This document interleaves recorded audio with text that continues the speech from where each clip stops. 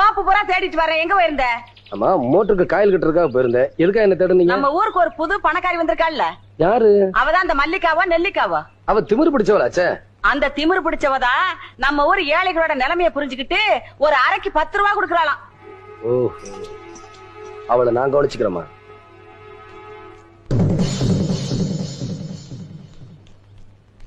Next next next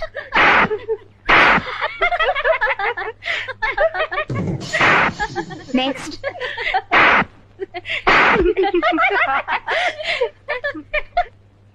next. பணம் கொடுங்க. முதல்ல அரை, அப்புறம் தான் பணம். நெக்ஸ்ட்.